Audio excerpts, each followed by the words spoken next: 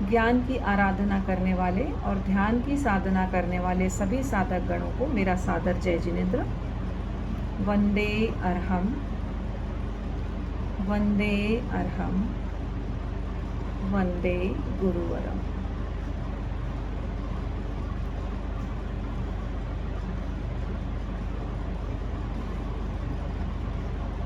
मैत्री भाव हमारा सबसे प्रतिदिन बढ़ता जाए, समता सह अस्तित्व समन्वय नीति सफलता पाए, शुद्ध साध्य के लिए नियोजित मात्र शुद्ध साधन हो, संयममय जीवन हो, नैतिकता की सुर सरिता में जन जन मन पावन हो, संयममय जीवन हो, संयममय जीवन हो।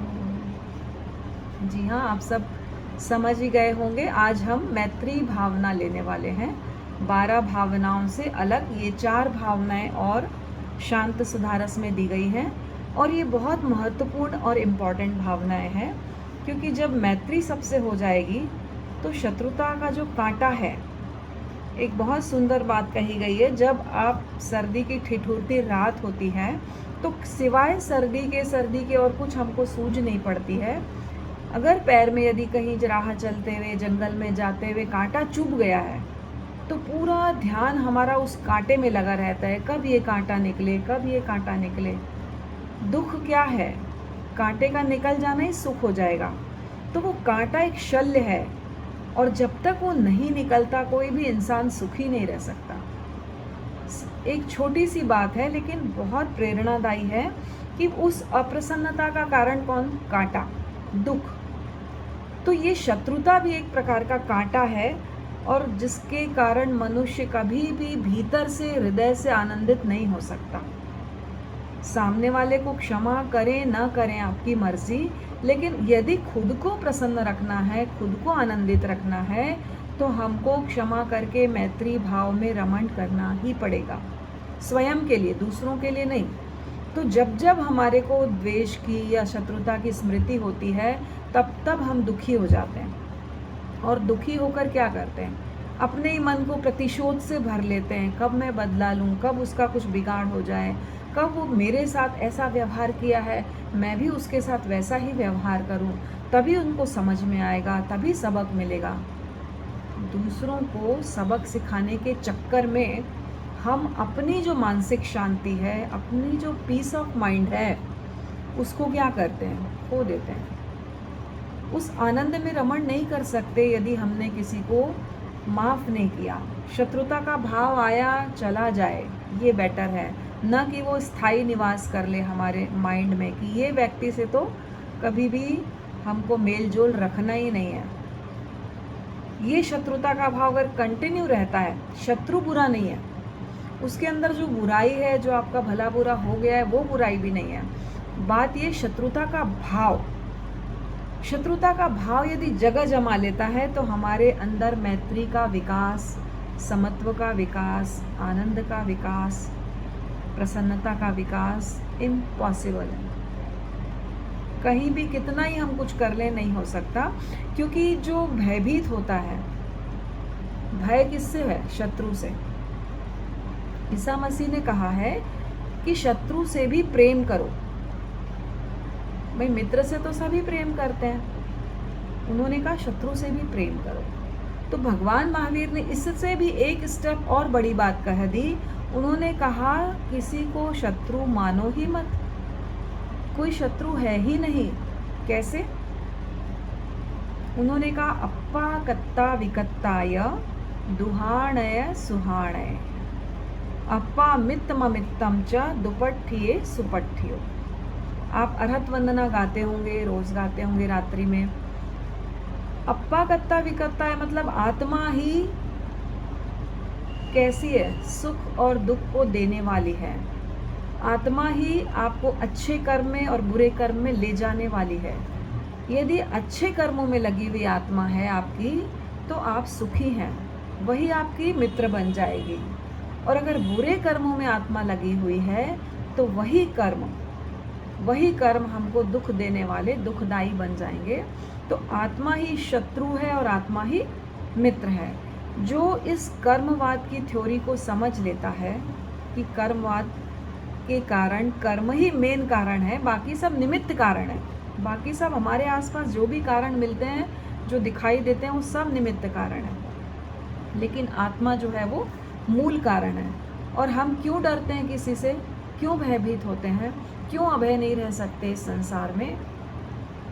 क्योंकि हमको लगता है ये व्यक्ति हमको दुखी करने वाला है, ये व्यक्ति हमारा कुछ नुकसान करने वाला है, या इसने पहले भी ऐसा किया था, अभी भी ऐसा कर रहा है, या आगे भी ऐसा ही करेगा, या हमारे सुख में कोई बाधा पहुंचाएगा, रोकेगा हमको, या पहले भी इसने ऐसा ही किया था, या अभी भी ऐसा ही कर रहा है, या हमेशा ऐसा ही करता है, इसका स्वभाव ही ऐसा है।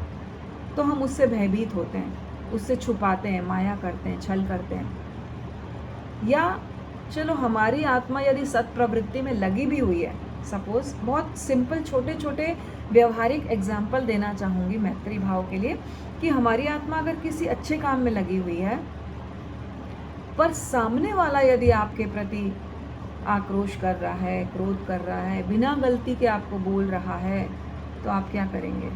आप बोलेंगे भाई रिएक्शन हो रहा है, स्वाभाविक है, वो तो मैंने तो कुछ अलग से किया नहीं, मैं तो सिर्फ रिएक्ट कर रही हूँ, मैं तो सिर्फ उन्होंने ऐसा कहा इसलिए मैं ऐसा बोल रही हूँ।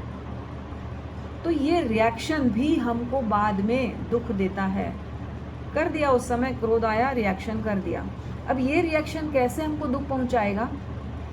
हमने तो सुख के लिए किया था ना, हमने तो सबक सिखाने के लिए किया था, हमने तो अपनी भड़ास निकालने के लिए किया था रिएक्शन। पर हुआ क्या, ये जो रिएक्शन हमने किया, ये प्रतिक्रिया से जब तक हमारी मुक्ति नहीं होती है ना, तब तक हम अपनी ही ग्लानि में, अपनी ही गिल्ट में दुखी होते हैं। हमारे अंदर अरे मैं ये क्या कर रही हूँ, अरे इतना ज्ञान होने के बाद मैं ये कैसा व्यवहार कर रही हूँ, सामने वाला तो अज्ञान में कर रहा है, पर मैं तो ज्ञानी हूँ ना, मैं ज्ञान में होके भी ऐसा कर रही हूँ। मन में ऐसा भाव आता है कि अरे क्या किया मैंने, धिक्कार है अपने आप को, और प्रायश्चित करते हैं मन ही मन अगर, तो हमारा वो पाप भी कम हो जाता है। अब आप कहेंगे कि भगवान महावीर तो इतने सक्षम थे, राजकुमार थे, उन्हें तो कोई तकलीफ नहीं भुगतनी चाहिए, क्यों राजपाट छोड़ के गए? वो संयम लेकर इतना कष्ट सहने, इतना परिचय सहने, क्यों सहे हम? कोई हमारा बुरा कर रहा है, बुरा बोल रहा है, तो हम क्यों सहें भाई? जितना सहेंगे उतना ही हमारे ऊपर अत्याचार होता चला जाएगा। ये एक कॉमन कंसेप्ट है, ये हमारा संसारिक व्यक्तियों का एक कॉमन विचार है कि भाई हम सहते जाएंगे तो लोग हमारे ऊपर चढ़ते जाएंगे, कहीं तो बोलना ही पड़ता है, कहीं तो हम पूरे ही आध्यात्मिक प्लेटफॉर्म पे है ही नहीं अभी, तो पूरा हम कैसे सहन कर लें? पर जितना हो सके, जितना बन सके, यदि हम सहन करते हैं, जैसे भगवान महावीर ने, उनकी तो अद्भुत क्षमता थी, शरीर का सहनन था, शारीरिक, मानसिक, भावनात्मक कितने ही कष्ट उन्होंने सहे। क्यों सहे? उसका एक उत्तर उन्होंने दिया बहुत सुंदर कि मेरा जीवन जो मिला है मुझे, वो हिंसा का प्रायश्चित करने के लिए मिला है। मैंने जो भी पाप कर्म किए पूर्व जन्मों में, इस जन्म में, उन सब का मैं प्रायश्चित यदि करूँगा तो ही मेरी मुक्ति संभव है, तो ही मेरा मोक्ष संभव है। कई उदाहरण आप शास्त्रों में देख लें, इतने बड़े बड़े क्रूर पापी लोग थे, चाहे अर्जुन माली हो, चाहे काल सौकरी कसाई हो, आपने सुना होगा उनके बारे में कि वो कितने क्रूर कर्मी थे, कितने जीवों की हत्या की उन्होंने। लेकिन बाद में जब पश्चाताप हुआ, 6 महीने के भीतर उन्होंने सब परिशहों को सहन किया, जिसका भी बदला लेना था, जिसको भी उनसे बदला लेना था, उन सब ने लिया, और वो समता पूर्वक उसको सहते गए, क्षमा करते गए, मैत्री की भावना भाते गए कि मेरी मैत्री है, मेरा कोई शत्रु नहीं है, मेरे कर्म काटने के लिए ये व्यक्ति मुझे मिला है। जैसे भगवान ने कहा ना भाई, नाव अगर पत्थरों से भरी हुई है और कोई एक एक पत्थर उसका दूर करे और हमको नदी के किनारे पहुंचा दे, तो वो इंसान तो बहुत अच्छा होना चाहिए। वैसे ही अगर मेरे को कोई निमित्त मिलता है तकलीफ़ देने वाला, कष्ट देने वाला, तो ये मेरे लिए बहुत सौभाग्य की बात है, क्योंकि वो मेरे कर्मों को काट रहा है। हमारे यहाँ एक कपूर जी, इनके बॉस आया करते थे, वो बोलते थे कोई मेरी पीठ पीछे बुराई करे तो मैं उसको 10,000 रुपये इनाम दूँ, क्योंकि मेरे को अपने कर्म काटने हैं। कितनी बड़ी बात, एक सांसारिक व्यक्ति हैं वो, और वो कहते थे कि मैं 10,000 रुपये दूंगा, मुझे कोई मेरी पीठ पीछे बुराई करे, मेरे कर्म कटेंगे। आँख में भी अगर क्रोध आ गया तो वो उसके लिए प्रायश्चित करते थे कि मेरी आँख में भी उसके लिए क्रोध आया था आज। मतलब इतने, कहना चाहिए जागरूक, इतने जागरूक लोगों से जब मिलते हैं तो लगता है अरे हम कहाँ हैं, हम तो बहुत दूर हैं अभी। तो वो इतनी सुंदर बात है कि जब हमारे अंदर क्षमा नहीं है तो मैत्री का संचार हो नहीं सकता। चलो आज नहीं, 2 दिन बाद जब गुस्सा ठंडा हुआ क्षमा कर दें। तो विवेकानंद कहते हैं कि यदि आप में क्षमा नहीं है तो तुम्हारे जितनी भी सारी दुनिया का जो ज्ञान है, जो विद्या है, वह भी तुम्हारा कल्याण, वो कल्याण नहीं कर सकती हमारा, क्योंकि क्षमा नहीं है तो आनंद नहीं है, आनंद नहीं है मैत्री नहीं है, तो हमारे अंदर द्वेष तो खत्म हुआ ही नहीं। सबसे पहले तो द्वेष ही खत्म होगा ना, फिर राग हमारा खत्म होगा, हमारा मोह खत्म होगा, उसके बाद फिर हम समता भाव के विकास की बात करें, मैत्री के विकास करें। तो विदुर ने भी कहा है, आपने नाम सुना होगा, जो चाणक्य, जो विदुर थे, उनके क्षमा इस जगत में वशीकरण मंत्र है। भला क्षमा से क्या सिद्ध नहीं होता, क्षमा से क्रोध, तनाव, विषाद सब में कमी आती है। कहा भी गया है कि कागज की कश्ती में डुबकी लगा नहीं सकते, कागज की कश्ती में डुबकी लगा नहीं सकते, सूरज पर जाकर घर अपना बना नहीं सकते। कितना सही है कथन प्रभु महावीर का, क्षमा के बिन खुशी के फूल खिला नहीं सकते। आप जब संवत्सरी का आता है हमारा त्यौहार, तो हम सबको क्षमा करते हैं। खामे में सव्व जीवे सव्वे जीवा खमंतु में, मतलब सब जीवों को मैं क्षमा करता हूँ, सब जीव मुझे क्षमा करें। खामे में सव्व जीवे सव्वे जीवा खमंतु में, मिट्टी में सब भूएसु, मतलब पूरे जगत के जीवों से मेरी मैत्री हो। वैरम मज्जन केणई, मेरा किसी से भी वैर विरोध ना हो। अगर किसी से भी वैर मन में है तो वो बार बार आपके मन में आएगा, बार बार उसका ही विचार आएगा आपके मन में। तो दूसरों का जो अनिष्ट करने का सोचना भी, करना तो बहुत दूर की बात है, सोचा भी अगर हमारे मन में, तो हमारा कल्याण फिर सुनिश्चित नहीं हो सकता। पर अक्सर हम, ये होता है कि हम दूसरों का बुरा नहीं चाहते, दूसरे का बुरा नहीं करते, लेकिन सबसे बड़ी जो प्रॉब्लम है वो प्रतिक्रिया की है, रिएक्शंस की है। वो तो हो ही जाता है, उससे हम कई बार बच नहीं पाते। तो जब हमारे अंदर क्षमा होगी, हमारे को कारण पता होगा कि भाई इसका कारण मेरे अपने कर्म हैं, वो तो निमित्त मात्र है, वो तो केवल एक साइड रोल में है, तब हमारे अंदर अपने आप क्षमा का बीज अंकुरित होगा कि अरे मैं अपने कर्मों को काटने आई हूँ यहाँ, कोई दुख सुख दे नहीं सकता। अगर मैं पॉजिटिव चिंतन रखती हूँ तो मेरा किसी से वैर रहेगा ही नहीं। कि ठीक है, एक आत्मा सबसे ज़्यादा बड़ी प्रायोरिटी में हमारे लिए है ना। सब चीज़ें अगर हमारे अंदर प्रायोरिटी में, सबसे बड़ी प्रायोरिटी हमारी आत्मा है। अगर आत्मा को हमने थोड़ा सा भी कषाय युक्त कर लिया तो पता नहीं कितने जन्म जन्म के कर्म हम बांधेंगे।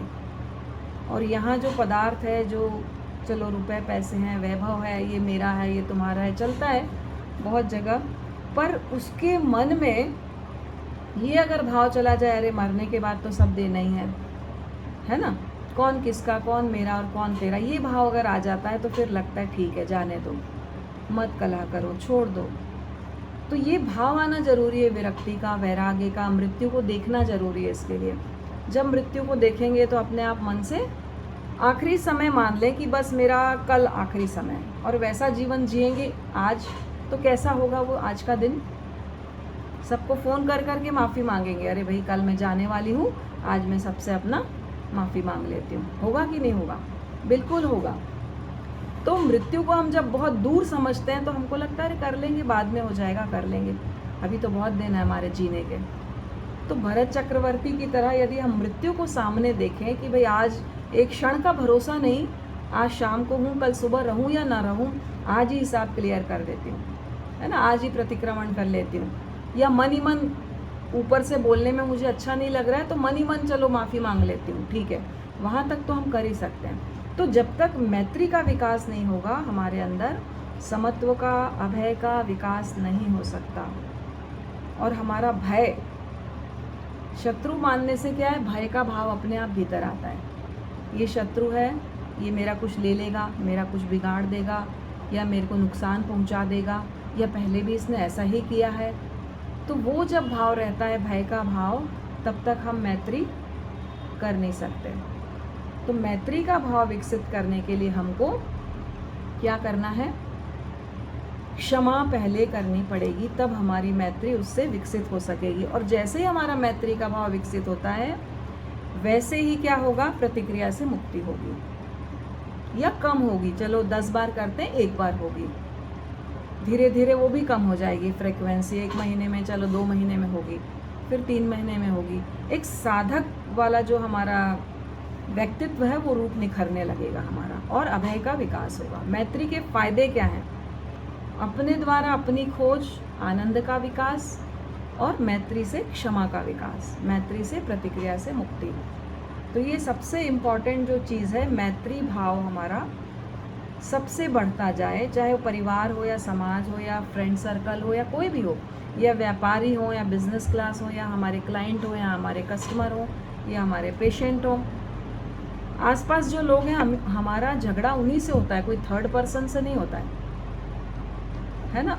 हो गया, चलो विचार आ गया, बोल दिया, पर मन में खाली हो जाइए, वापस खाली हो जाए कि ठीक है, हो गया मुझसे, अब आगे से ध्यान रखेंगे।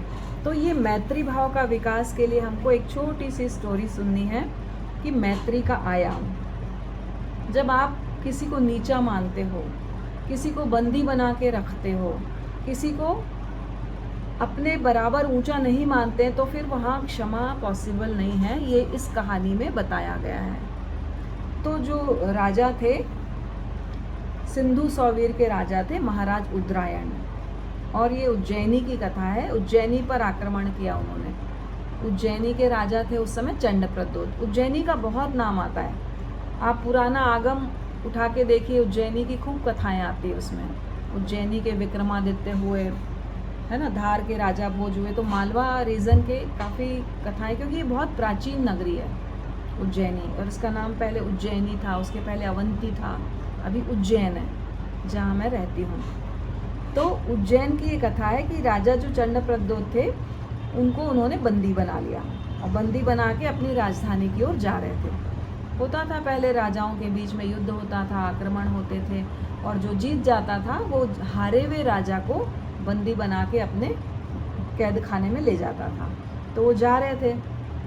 जो चंडप्रद्योत राजा था, वो अपनी कामुकता, वासना के कारण बहुत कुख्यात था, विख्यात नहीं था, कुख्यात था, कि वो किसी भी पराई स्त्री को इस तरह नज़र से देखता था। उसके कारण, कामुक और विलासी होने के कारण, वो राज्य युद्ध में हार गया, और कितनी कन्याओं का अपहरण किया, व्यभिचार किया उनसे, किसी को रानी बनाया। तो एक बार क्या हुआ, महारानी मृगावती का फोटो देखा उन्होंने, और फोटो देख के वो उस पर आसक्त हो गए, उसकी सुंदरता पे, और आसक्त होकर उन्होंने दूत भेजा किसके पास, शतानिक के पास, शतानिक राजा के पास, और बोला मृगावती को मुझे दे दो, नहीं तो मैं आक्रमण कर दूंगा। उन्होंने नहीं दिया अपनी।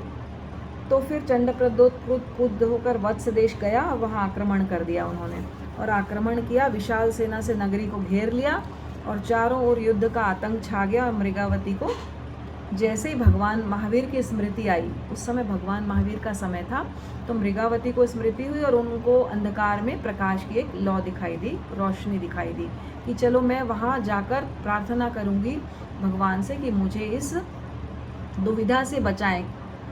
तो कौशाम्बी के जो बंद द्वार खुल गए, और भय का वातावरण अभय में बदल गया। मृगावती कहाँ गई, भगवान महावीर के पास गई, और चंडप्रद्योत भी गया वहाँ भगवान के दर्शन करने। दोनों संवत्सरण में आए। अब देखिए, जो वहाँ का वातावरण था, आध्यात्मिक वातावरण, उससे उनके विचार बदल गए चंडप्रद्योत के।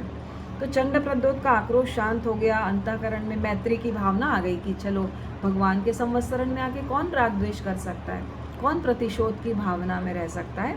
तो वो आए और बोले, भगवान को निवेदन करके मृगावती ने कहा कि भंते मैं आपकी वाणी से प्रभावित हूँ, और यदि महाराज मुझे चंड प्रद्योत स्वीकृति दें, क्योंकि वो गुलाम हो गया था उनका राज्य, यदि स्वीकृति दें तो मैं वत्स देश के राजकुमार के रूप में उदयन की सुरक्षा का दायित्व अपने पर ले लें और मेरे राज्य की सुरक्षा करें, तो मैं आपके चरणों में दीक्षित होना चाहती हूँ। मृगावती क्या करती है, अपना शील सुरक्षित रखने के लिए वो दीक्षा लेने आ जाती है भगवान के पास। तो अपने चरणों में दीक्षित होना चाहती हूँ मैं आपके चरणों में। आपने सुना होगा धारिणी रानी भी थी, उसने भी अपना शील बचाने के लिए अपना जीप खींचकर वहीं पर जब लूटने जाते हैं, ये आपने चंदनबाला की कथा सुनी होगी, उसमें भी ये बात आती, शील की रक्षा के लिए रानियां क्या क्या कर लेती थी, कोई सती बन जाती थी, कोई आत्महत्या कर लेती थी। ये दीक्षित होने के लिए भगवान महावीर के पास आई कि मेरा शील सुरक्षित भी रह जाएगा और मैं दीक्षा ले लूँगी। तो फिर उन्होंने दीक्षा ले ली आज्ञा लेके, और चंड प्रद्योत का भी क्रोध शांत हो गया। तो चंड प्रद्योत का फिर क्या हुआ एक बार कि महाराजा उदरायण की रूपसी दासी, महाराज उदरायण की दासी पर उनका दिल आ गया, इसका चंड प्रद्योत का। अब स्वभाव है, जाता नहीं है, अनादिकाल के जन्म जन्म के संस्कार है, नहीं गए।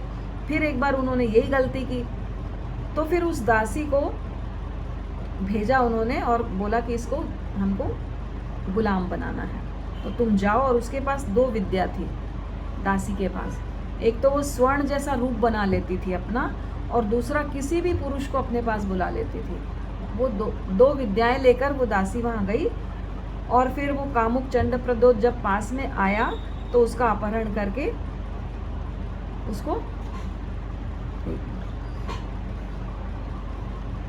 करके उज्जैनी ले गया, और महाधिपति उदरायण ने इसे अपना अपमान समझा। दासी को वो ले गया चंड प्रद्योत, है ना, उसमें तो चंड प्रद्योत पर आक्रमण किया किसने, उदरायण राजा ने, और अब बंदी बनाकर अब ले जा रहा है अपने साथ, अपने राज्य में ले जा रहा है। लंबा मार्ग था, लंबी यात्रा थी, और महाराजा उदरायण मार्ग में पड़ाव करते करते थोड़ा सा चलते। उस समय तो घोड़े और ये सब हुआ करते थे, क्योंकि ट्रेनें और ये तो थी नहीं, हवाई जहाज, फ्लाइट। तो वो धीरे धीरे यात्रा करते, कई दिनों में अपने राज्य पहुंचते थे। तो वो धर्म आराधना भी करते थे साथ साथ में। तो बीच में क्या हुआ, संवत्सरी आई। अब संवत्सरी का इतना बड़ा पर्व आया, और महाराजा उदरायण बहुत धार्मिक आध्यात्मिक प्रवृत्ति के थे, और उन्होंने पूरा दिन धर्म जागरण किया, उपवास किया, अपने आप को पौषध में पवित्र भावनाओं से भावित किया। अब वर्ष भर की भूलों की अपनी आलोचना की। अब आलोचना करते करते उनको रोम रोम में मैत्री थी, रोम रोम में मैत्री, सबके प्रति करुणा मैत्री की भावना भाई। अब वो कहाँ गए, बंदी गृह में गए, जहाँ चंड प्रद्योत को उन्होंने बंदी बनाया था, क्योंकि उन्होंने दासी को अपहरण कर लिया था, इसलिए उसको बंदी बनाया और उससे क्षमा मांगने लगे। तो क्या कहा चंड प्रद्योत ने, बहुत मार्मिक बात कही। उन्होंने कहा, भाई राजन, क्षमा करना और बंदी बनाए रखना, ये दो बातें कैसे हो सकती है? एक तो आपने मुझे बंदी बना के रखा हुआ है, और आप मुझसे क्षमा मांग रहे हैं। मैं कैसे आपको क्षमा करूँगा? भाई कोई मुझ पे अत्याचार कहे और कहे कि क्षमा कर दो, तो मेरे मन में तो प्रतिशोध रहेगा ना। मेरे मन में तो एक तरफ तो अत्याचार कर रहे हैं, दूसरी बार क्षमा मांग रहे हैं। तो चंड प्रद्योत ने कहा कि भाई ऐसा कैसे हो सकता है? तुम एक तरफ तो मुझे बंदी बना के हाथ पैरों में बेड़ी डाल के रखे हुए हो, और दूसरी तरफ क्षमा मांग रहे हो। अब उनके मन में चिंतन आया, उदरायण राजा के मन में, कि अरे मैं अंतःकरण से क्षमा याचना करना चाहता हूँ, मैं सम्यक विधि से इसका पालन करूँगा, मैं आपको बंदीगृह से मुक्त कर देता हूँ, छोड़ देता हूँ। और उन्होंने उसको बंदीगृह से छोड़ दिया, निकाल दिया। और फिर कहा कि मैंने पता नहीं कितने लोगों का खून बहाया, बंदी बनाया, और ये महान पर्व आया है संवत्सरी का, कम से कम मैं अपने पापों की आलोचना करना चाहता हूँ, क्योंकि राजा होने के नाते मुझे बहुत सारे ऐसे युद्ध करने पड़ते हैं जो नैतिकता के लिए भी हो सकते हैं। तो ऐसे युद्ध करने पड़ते हैं, तो मैं क्षमा मांगने के लिए कम से कम आज के दिन संवत्सरी के दिन मैं सबसे क्षमा मांगूंगा। तो उस मैत्री की वेदी पर बैठ के प्रतिष्ठित होके, और कुछ ही क्षणों में क्या हुआ, चंड प्रद्योत को भी मुक्त कर दिया, और भीतर छिपे हुए जो शत्रुता का बंधन था, भाव था, उसको भी दिल से उन्होंने निकाल दिया, दिल से निकाल दिया उन्होंने। और चंडप्रद्योत भी क्षमा मांगने लगे। जब इन्होंने उसको क्षमा किया तो चंडप्रद्योत भी अपनी तरफ से क्षमा मांगने लगे और दोनों आपस में अनुनय विनय करने लगे एक दूसरे के प्रति। आप मुझे क्षमा करें, आप मुझे क्षमा करें। खामे में सब जीवे सव्वे जीवा खमंतु में, मिट्टी में सब भेसु वैरम मज्जन केणे। मेरा किसी से वैर नहीं है, सब जीव मुझे क्षमा करें। इस तरह दोनों आपस में एकदम भाव विभोर होकर एक दूसरे से क्षमा मांगते हैं। हम लोग भी संवत्सरी का जब पर्व मनाते हैं तो कितना हमारे अंदर एक भाव पवित्र रहता है कि आज के बाद हम किसी से वैर नहीं रखेंगे। और कहा भी गया है, जो व्यक्ति रोज प्रतिक्रमण करता है वो अपने पापों को रोज धो लेता है, रोज धो लेता है, क्लीन कर लेता है, सफाई कर लेता है। कोई निकाचित कर्म हो तो अलग बात है, वरना वो अपने पापों को धो लेता है। जो व्यक्ति हफ्ते में एक बार प्रतिक्रमण करता है वो चलो हफ्ते भर का इकट्ठा किया हुआ पाप धो लेता है। और यदि हफ्ते भर में नहीं किया तो पक्ष में यानी 15 दिन में एक बार प्रतिक्रमण का बहुत महत्व है। जितना प्रवचन सुनने का महत्व नहीं है ना, उससे ज़्यादा प्रतिक्रमण का महत्व है। मैं जावत गई थी पर्युषण यात्रा में, 8 दिन वहाँ रही मैं। पर्युषण के प्रवचन और सब चलते थे, पर मैंने देखा वहाँ पर प्रवचन से ज़्यादा लोग प्रतिक्रमण के टाइम आया करते थे। 30-40 घर थे और 70-80 लोग प्रतिक्रमण के टाइम आया करते थे। और उसमें छोटे बच्चे, 10 साल का बच्चा भी होता था और 90 साल के वृद्ध भी होते थे।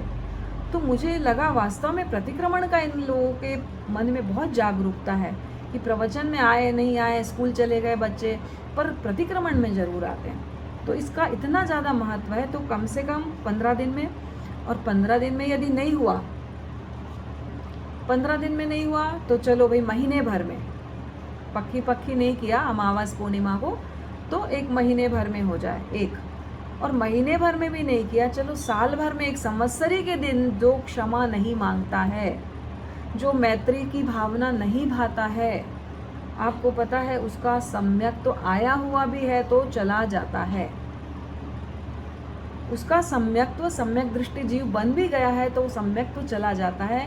क्योंकि इतनी गठान यदि आपने बांधी साल भर तो आपका वैर क्या होता है, अनंतानुबंधी, अनंत जन्मों तक रुलाने वाला होता है। वो अनंतानुबंधी बंध है अगर वो साल भर में आपने नहीं तोड़ा। मैं कई बार देखती हूँ आसपास के लोग, जो अड़ोस पड़ोस के लोग हैं, उनसे तो हमारी बातचीत नहीं है भाई, हम उनसे तो खमत खामना नहीं करेंगे, उनसे क्षमा याचना नहीं करेंगे, बाकी पूरी दुनिया से करेंगे। कई जगह ऐसा होता है कि जो वैर है, जहाँ बातचीत बंद है 25 साल से, 10 साल से, 15 साल से, ऐसे लोगों के हम नहीं जाते क्षमा याचना करने।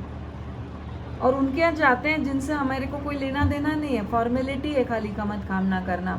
अगर ऐसा वैर हमने बांधा है तो ये कंटिन्यू होगा, ये अनंतानुबंधी क्रोध है और ये कंटिन्यू होगा। और इस जन्म में नहीं, अगले जन्म में भी वो व्यक्ति आपके आसपास ही पैदा होगा।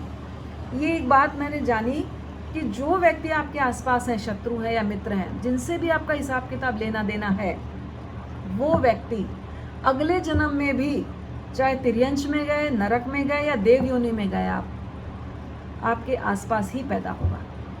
हम सोचते हैं चलो आत्महत्या कर ले, मर जाए तो छुटकारा मिल जाएगा, नहीं मिलेगा। जब तक देना और लेना, हिसाब और किताब पूरा नहीं होगा, वो व्यक्ति आपके आसपास से जाएगा नहीं। इसलिए अच्छा है हम मैत्री भाव कर लें और इसी जन्म में, क्योंकि हमको समझ है, हमें सम्यक दृष्टि है, अपने उसके साथ हिसाब किताब क्लीन कर लें, अपने बही खाते को क्लीन कर लें, तो ये मैत्री की भावना हमारे अंदर विकसित हो और हम कैसे हों, आनंद से भरे हुए, प्रसन्नता से भरे हुए आत्मरमण कर सकें। और ये शत्रुता का जो कांटा है हमारे को, ये हमेशा चुभन पैदा करता रहेगा जब तक हम इसको निकाल के फेंकेंगे नहीं बाहर। उनके कर्म वो जाने, मेरे कर्म मैं जानूं, है ना। अगर गलत भी हैं, सही भी हैं, हम कौन फैसला करने वाले। कोई गलत कर रहा है, सही कर रहा है, ठीक है भाई, उनके कर्म उनका फैसला करेंगे, है ना। इस भावना के साथ हम उनको क्षमा करते हुए मैत्री भाव से अपने आप को ओतप्रोत करें। इसी मंगल भावना के साथ ओम अरहम आप सबके प्रति कृतज्ञता।